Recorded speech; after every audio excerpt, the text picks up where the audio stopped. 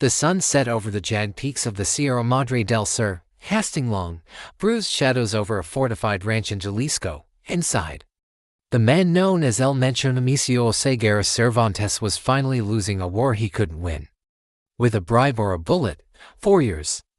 The leader of the CJ&G Jalisco New Generation cartel had been a ghost. While other kingpins fell to vanity or high-tech surveillance, Mencho lived in the mud and the mist, moving between makeshift mountain camps. But today, the silence of the mountains felt different.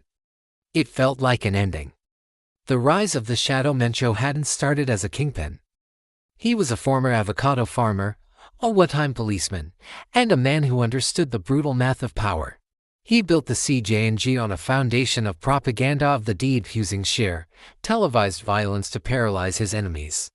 His reign was defined by military precision. He turned a criminal gang into a paramilitary force, complete with armored monstruo trucks and drone technology. Total expansion at his peak. His influence stretched from the ports of Manzanillo to the streets of Chicago. The kidneys told for nearly a decade. Rumors swirled about his failing health. It was the irony of his life. He controlled a multi-billion-dollar empire. Yet he couldn't buy a new pair of kidneys that would work in a hideout. The last night in the makeshift medical suite hidden within the ranch, the air smelled of antiseptic and damp earth. A dialysis machine hummed rhythmically, the only heartbeat the Lord of the Mountains had left. Outside, his inner circle waited. They weren't mourning a man, they were calculating a vacuum. To them, Mencho was a brand, a symbol of defiance against both the Mexican state and rival cartels. If he died, the brand risked dilution. Mencho looked out the window one last time. He had outlasted El Chapo.